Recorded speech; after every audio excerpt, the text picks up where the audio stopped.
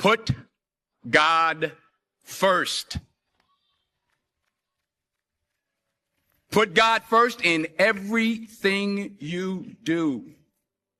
Everything that you think you see in me, everything that I've accomplished, everything that you think I have, and I have a few things, everything that I have is by the grace of God. Understand that. It's a gift. 40 years ago, March 27th, 1975, it was 40 years ago, just this past March, I was flunking out of college. I had a 1.7 grade point average. I hope none of you can relate. I had a 1.7 grade point average. I was sitting in my mother's beauty shop. They still call it beauty shops now? What they call it now? Yeah, I was sitting in the beauty parlor. I was sitting in my mother's beauty parlor, and I'm looking in the mirror, and I see behind me this woman under the dryer. And every time she looked up, every time I looked up, she was looking at me, just looking me in the eye. And I didn't know who she was, and I said, she said, somebody give me a pen, give me a pencil. I have a prophecy. March 27, 1975, she said, boy, you are going to travel the world and speak to millions of people. Now, mind you, I flunked out of college. I'm thinking about joining the army. I didn't know what I was going to do, and she's telling me I'm going to travel the world and speak to millions of people. Well, I have traveled the world, and I have spoke to millions of people. But that's not the most important thing, the success that I had. The most important thing is that what she taught me and what she told me that day has stayed with me since. I've been protected. I've been directed. I've been corrected. I've kept God in my life, and it's kept me humble. I didn't always stick with him, but he always stuck with me. So stick with him in everything you do. If you think you want to do what you think I've done, then do what I've done and stick with God. Number 2, fail big. That's right. Fail big. Today's the beginning of the rest of your life, and it can be very frightening. It's a new world out there. It's a mean world out there, and you only live once. So do what you feel passionate about. Take chances professionally.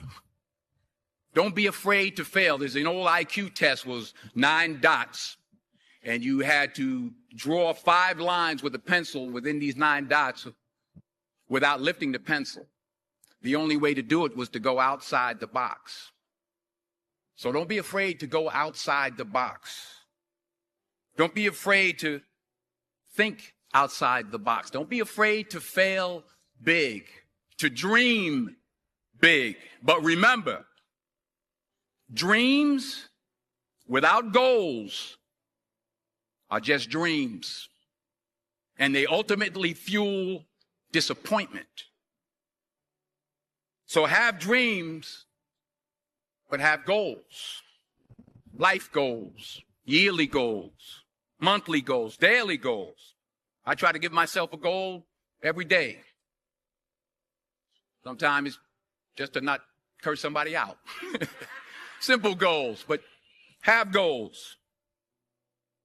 And understand that to achieve these goals, you must apply discipline and consistency. In order to achieve your goals, you must apply discipline, which you have already done, and consistency every day, not just on Tuesday and miss a few days. You have to work at it every day. You have to plan every day. You've heard the saying, we don't plan to fail, we fail to plan. Hard work works. Working really hard is what successful people do.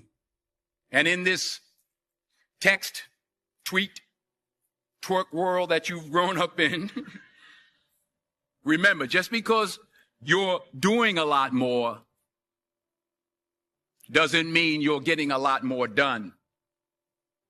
Remember that. Just because you're doing a lot more doesn't mean you're getting a lot more done. Don't confuse movement with progress. My mother told me, she said, yeah, because you can run in place all the time and never get anywhere. So continue to strive, continue to have goals, continue to progress. Number 3, you'll never see a U-Haul behind a hearse. I'll say it again. You'll never see a U-Haul behind a hearse. I don't care how much money you make, you can't take it with you. And it's not how much you have. It's what you do with what you have. We all have different talents. Some of you will be doctors, some lawyers, some scientists, some educators, some nurses, some teachers. Yeah, okay. Some preachers. The most selfish thing you can do in this world is help someone else. Why is it selfish? Because the gratification, the goodness that comes to you, the good feeling that I get from helping others, nothing's better than that.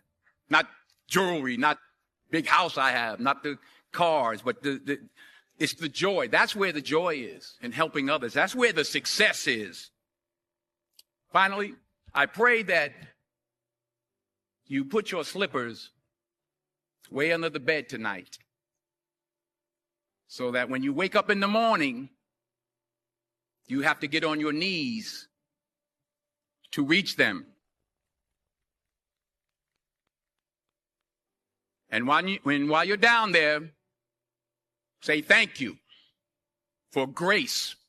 Thank you for mercy. Thank you for understanding. Thank you for wisdom. Thank you for parents. Thank you for love. Thank you for kindness. Thank you for humility. Thank you for peace. Thank you for prosperity. Say thank you in advance for what's already yours. It's how I live my life. That's why I am, one of the reasons why I am today. Say thank you in advance for what is already yours. True desire in the heart for anything good is God's proof to you sent beforehand to indicate that it's yours already. I'll say it again. True desire in the heart, that itch that you have, whatever it is you want to do, that thing that you want to do to help others and to grow and to make money, that desire, that itch, that's God's proof to you, sent beforehand already to indicate that it's yours. And anything you want good, you can have. So claim it. Work hard to get it. When you get it, reach back. Pull someone else up. Each one, teach one. Don't just aspire to make a living. Aspire to make a difference.